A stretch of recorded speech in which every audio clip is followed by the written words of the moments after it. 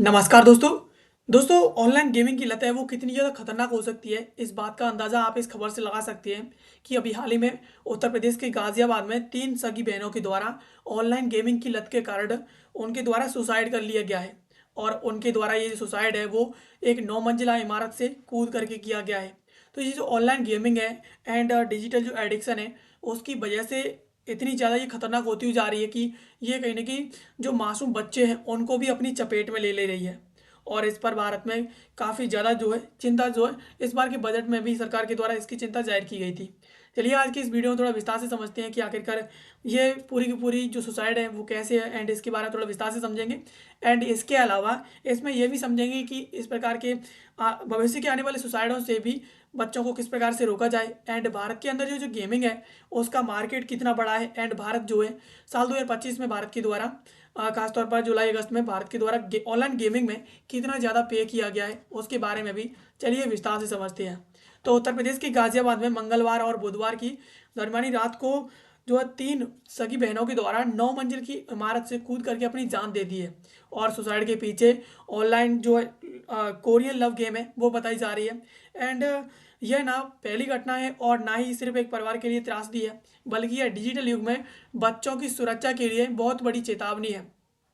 यानी जब ये डिजिटल युग लगातार बढ़ता हो जा रहा है तो इस दौरान बच्चों को किस प्रकार से सुरक्षित रखा जाए, ये एक बहुत बड़ी चेतावनी है जो डिजिटल युग लगातार दे रहा है। एंड इसके अलावा गाजियाबाद की बात करें, रिसेंटली गाजियाबाद में क्या हुआ है तो साहिबाबाद की भारत सिटी सोसाइटी में रहने वाली 3 नाबालिग बहनों जो कि 9वीं मंजिल से उनके द्वारा बालकनी से कूद करके अपनी आत्महत्या कर ली है। और पुलिस की शुरुआती जांच में पता चला है कि तीनों बहनें लंबे समय से मोबाइल फ़ोन पर कोरियन गेम खेलती थी। वे ना तो स्कूल जाती थी और ना ही घर से बाहर निकलती थी और ना वो किसी से मिलती तक नहीं थी। एंड उन्होंने अपने अपने जो नाम है वो कोरियन के हिसाब से रख लिए थे।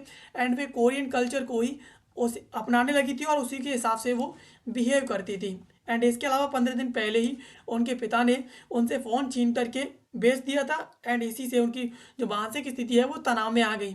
उन्होंने 8 पेज का सुसाइड नोट भी छोड़ा है जिसमें स्वजन द्वारा कोरियन कल्चर छुड़वाने को जो है आत्महत्या का कारण बताया जा रहा है। यानी पिता के द्वारा मोबाइल फ़ोन को छीन करके बेच दिया है तो इसी वजह से उनके द्वारा ये 8 पेज का सुसाइड नोट बना करके छोड़ दिया है। और मानसिक स्थिति तनाव में आने के कारण उनके द्वारा इस 9 मंजिल की इमारत से कूद करके अपनी जान दे दी है।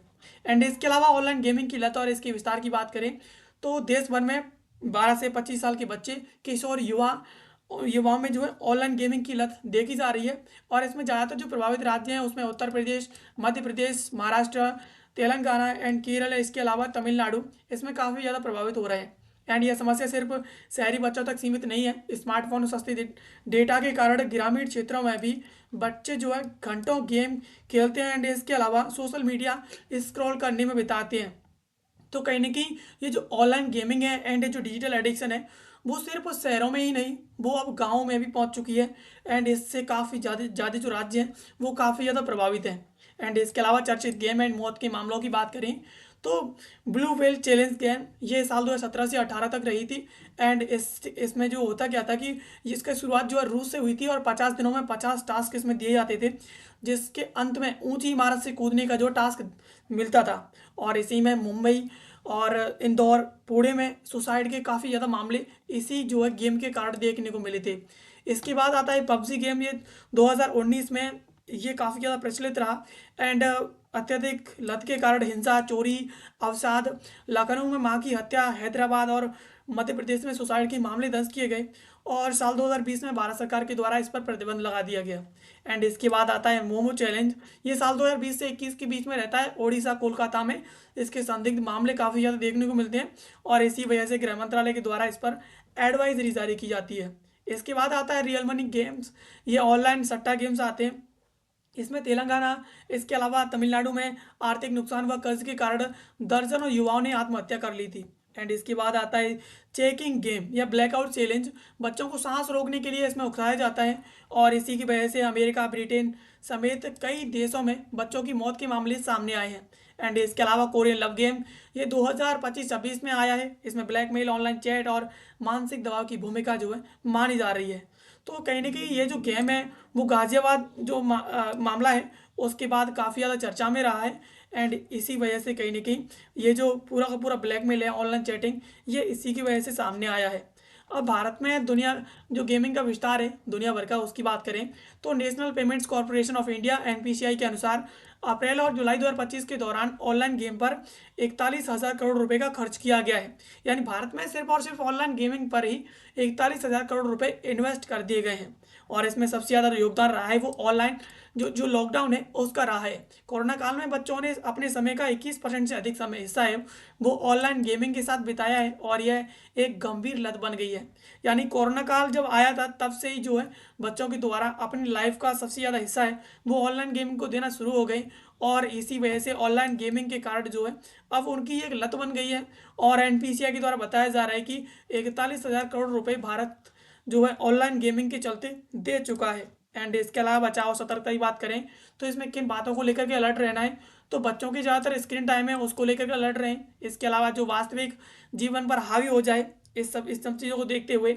इसके अलावा सामाजिक अलगाव, नींद की गड़बड़ी और चिड़चिड़ापन अगर बच्चे के अंदर आए तो उस पर भी ध्यान देना है। इसके अलावा चिंता, अवसाद और अचानक व्यवहार में बदलाव आए तो इन सब चीज़ों पर ध्यान देना है। एंड इसके अलावा आत्महत्याओं से जुड़ी बातें एंड संकेतों को देखते हुए बच्चों के हिसाब से वो बच्चों के साथ जो है बिहेव करना है। एंड इसके अलावा क्या ऑनलाइन गेमिंग है उसका कोई एडिक्शन का इलाज है, तो डॉक्टर यतन सिंह पाल बलहारा ये IIM के अंदर डॉक्टर हैं, इनके द्वारा बताया गया है कि इसमें काउंसलिंग है वो सबसे ज़्यादा प्रभावी तरीका है।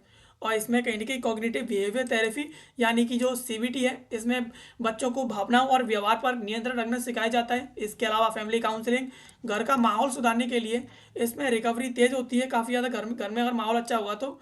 और मेडिकल सहायता की बात करें तो गंभीर डिप्रेशन और एंजाइटी होने पर मनोचिकित्सक दवाएं भी ले सकती हैं। तो कहीं ना कहीं इन सब चीज़ों से ये जो ऑनलाइन गेमिंग का एडिक्शन है एंड जो चिंता चिड़चिड़ापन आता है उसे जो है रोका जा सकता है।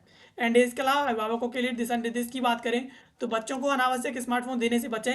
इसके अलावा स्क्रीन टाइम की सख्त समय सीमा तय करें। एंड इसके अलावा ऑनलाइन कंटेंट एंड बातचीत पर निगरानी रखें कि बच्चे आपके किससे बात कर रहे हैं, क्या कर रहे हैं। एंड इसके अलावा बिना डांट फटकार के खुले मन से उनसे बातचीत करें ताकि उन्हें जो है घर पर जो है अपनापन महसूस हो, उन्हें ऐसा ना लगे कि ये उनका घर नहीं है और अपने ही उनके साथ इस प्रकार से बुरा व्यवहार और बर्ताव कर रहे हैं, तो उनके मन में जो सुसाइड जैसा कोई जो ख्याल आए। इसके अलावा आपातकालीन स्थिति में क्या करें, तो आपको अटेंशन सीकिंग मान करके नज़रअंदाज नहीं करना चाहिए कि ये तो होता रहता है, ऐसा मान करके बिल्कुल नज़रअंदाज नहीं करना है। इसके अलावा बच्चे को अकेला बिल्कुल नहीं छोड़ना है, सहानुभूतिपूर्ण उनके साथ बात करनी है। इसके अलावा तुरंत जो है मनोवैज्ञानिक जो मनोचिकित्सक हैं इसके अलावा हेल्पलाइन से संपर्क करना है। इसके अलावा सावधानी यानी मोबाइल अचानक छीनना या शर्मिंदा करके हालात बिगड़ सकता है, तो इस प्रकार से अपने बच्चों के साथ कोई बिहेवियर ना करें। अगर स्थिति लगातार बिगड़ती हुई जा रही है तो उस स्थिति को कंट्रोल करना जो है आपके हाथों में है। आप उसे जो है जो सावधानी पूर्वक सहानुभूति पूर्वक उसे कंट्रोल करें, ना कि एकदम उनसे मोबाइल फ़ोन छीन करके और उन्हें शर्मिंदा करके हालात को ना बिगाड़ें। अदरवाइज इस प्रकार की घटनाएं और भी जो देखने को मिल सकती है। तो इस प्रकार से आपने देखा कि भारत के अंदर ऑनलाइन गेमिंग जो लॉकडाउन के समय से ही अपनी जड़ें जमा चुका है। एंड इसी की वजह से जो है बच्चे अपना 21% जो टाइम है लाइफ का वो दिन का वो जो है इसी ऑनलाइन गेमिंग को दे रहे हैं। और ऑनलाइन गेमिंग की वजह से ही एनपीसीआई के द्वारा बताया गया है कि भारत के द्वारा 41,000 करोड़ रुपए का जो है ऑनलाइन गेमिंग में इसी अगस्त जुलाई के अंदर जो है पेमेंट किया है। तो ये बहुत बड़ी लत बन चुकी है भारत के अंदर, और इससे कहीं ना कहीं भारत को काफ़ी ज़्यादा आर्थिक नुकसान भी हो रहा है। आर्थिक नुकसान के साथ साथ ये मानसिक नुकसान भी हो रहा है जो काफ़ी ज़्यादा डेंजरस है। तो इसमें कहीं ना कहीं आपको अपने बच्चों पर ध्यान देने की ज़रूरत है ताकि इस प्रकार की गाजियाबाद जैसी कोई स्थिति आपके साथ जो दोबारा से पैदा ना हो। तो दोस्तों ये थी खबर जिसको आज के इस वीडियो हमने समझा। ऐसे वीडियोस के लिए आप हमें सब्सक्राइब कर लीजिए। मिलते हैं किसी अगले वीडियो में किसी नए और महत्वपूर्ण टॉपिक के साथ, तब तक के लिए आप सभी का बहुत बहुत धन्यवाद।